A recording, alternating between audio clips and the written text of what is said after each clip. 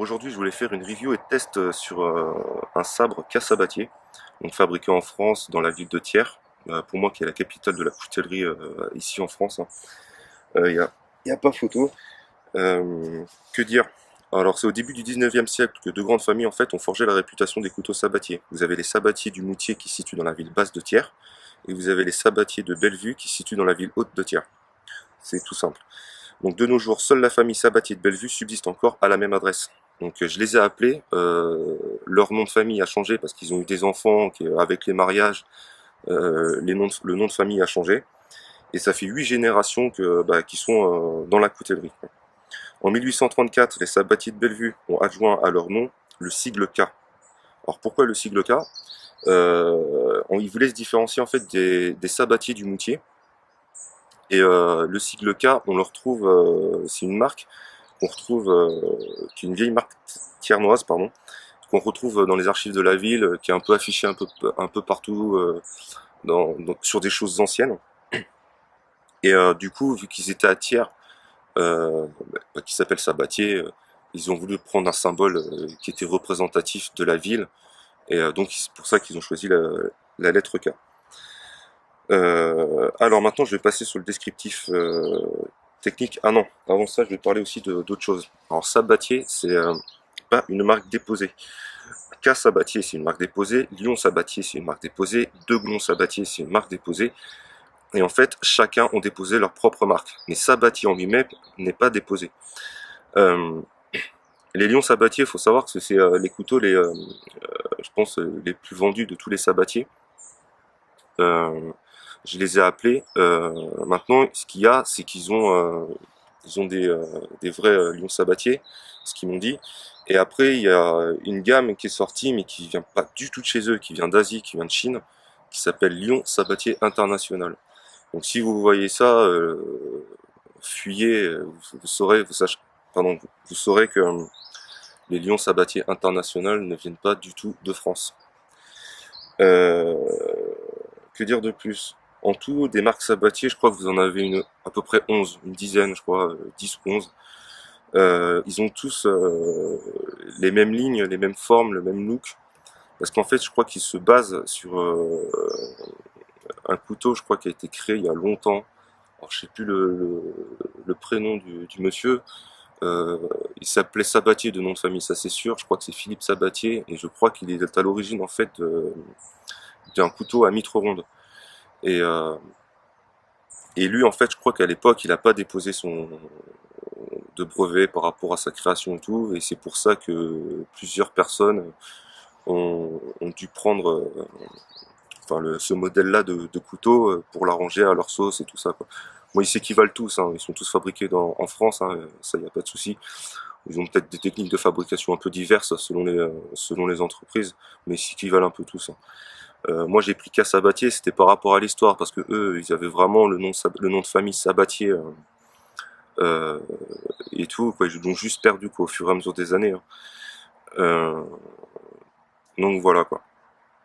Donc si vous avez du lion sabatier, c'est pas que c'est un vrai, c'est pas que c'est un faux, c'est que c'est leur marque à eux, ça a été déposé. C'est comme K Sabatier, c'est pas un vrai, c'est pas un faux. Juste pour moi, c'est un peu l'origine de la marque Sabatier, vu qu'ils avaient le nom de famille.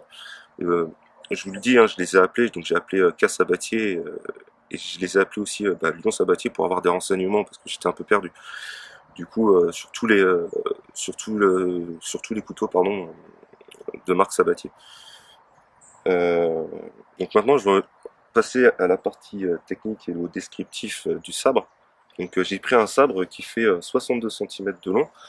Pourquoi? C'est simple. Je voulais quelque chose en fait qui se rapproche du plus possible de la machette brésilienne, la Tramontina.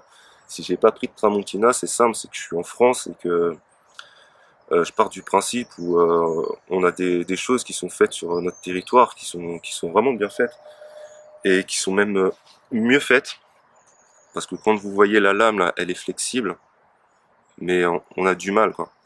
Et ça cause des 3,8 mm là qu'on voit d'épaisseur de lame. Et du coup, ça remplit vraiment bien son job. Donc pour le débroussaillage et aussi le bâtonnage.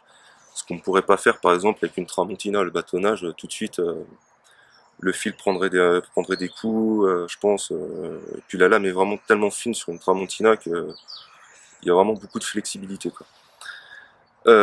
Donc voilà, c'est pour ça que je me suis orienté vers ce sabre.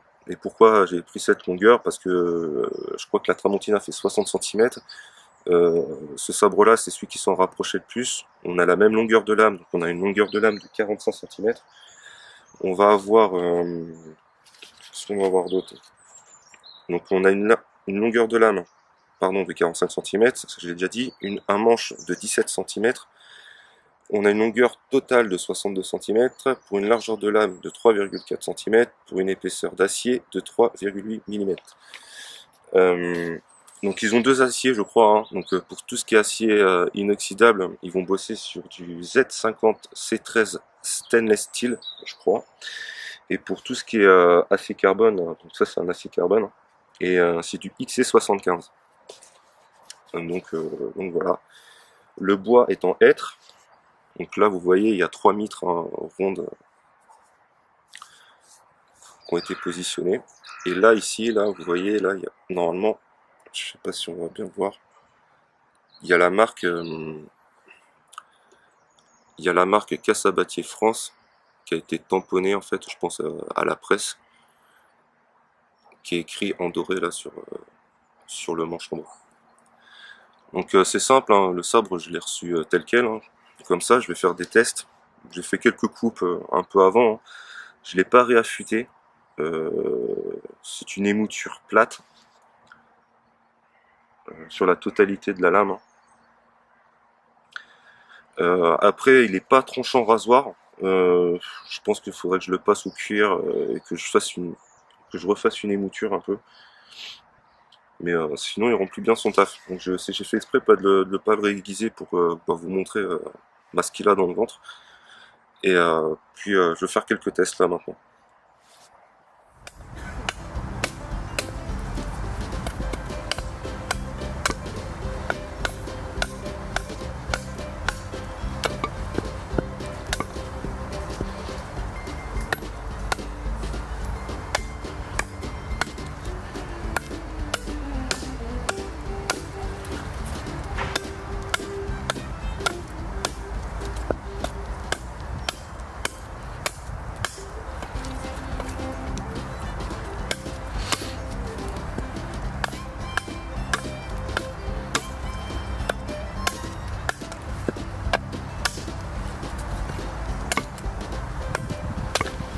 Même pour faire des copeaux, hein, avec avec ces 3,8 mm d'épaisseur de lame, la lame elle résiste. Pas comme avec une Tramontina ou avec la flexibilité de la lame, on pourrait pas avoir le même genre de rendu, je crois.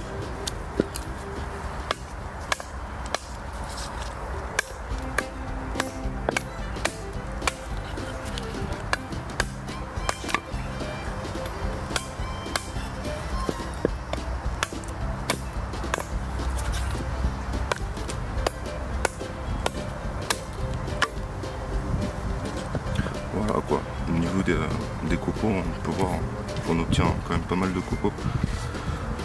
On peut voir ça marche plutôt pas mal quand même. Donc, je vais essayer de faire un peu de débroussaillage avec pour vous montrer un peu comment le sabre réagit. Bon, je vais faire un test là, du coup je vais essayer de bâtonner un tronçon. Je vais prendre un tronçon qui fait à peu près, je pense, entre 3 et 4 cm. Non, 4-5 cm de diamètre. Donc je vais voir si on peut, avec le sabre, réussir à le bâtonner, quoi.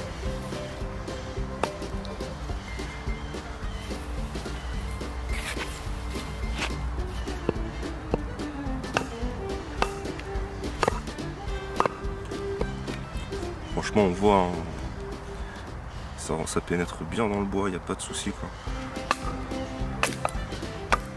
Et la lame se tord pas.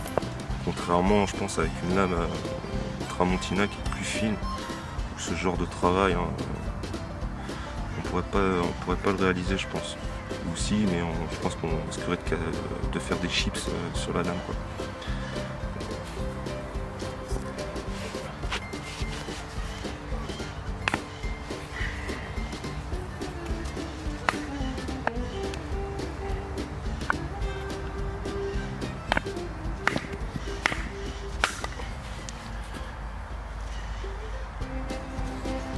bien hein, qu'il y a franchement aucune chips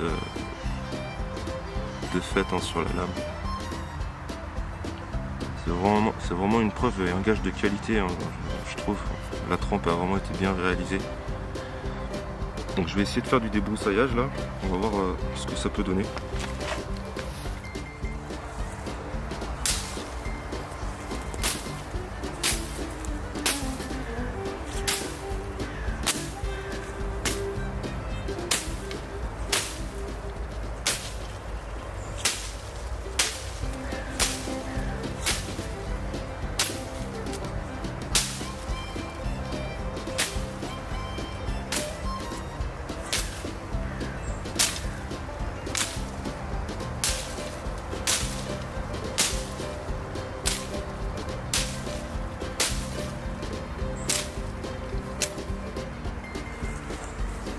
Donc voilà, hein, vous avez bien vu que le sabre hein, il remplit vraiment bien son taf.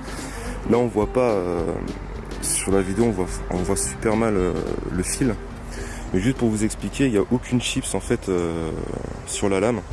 Sachant que j'ai déjà bâtonné pas mal de fois, j'ai fait quelques coupes de bois avec, j'ai fait des feather sticks aussi. Enfin je l'ai pas trop ménagé. Et franchement la lame elle reste vraiment super nif quoi. Il n'y a pas de souci. Bon après c'est sûr, hein, si c'est de l'acier carbone, faut rincer la lame et puis pas hésiter à la huiler juste après quoi. Bon en tout cas je vous remercie d'avoir suivi cette vidéo, puis moi je vous dis à bientôt et pour une prochaine vidéo. Merci à vous, au revoir.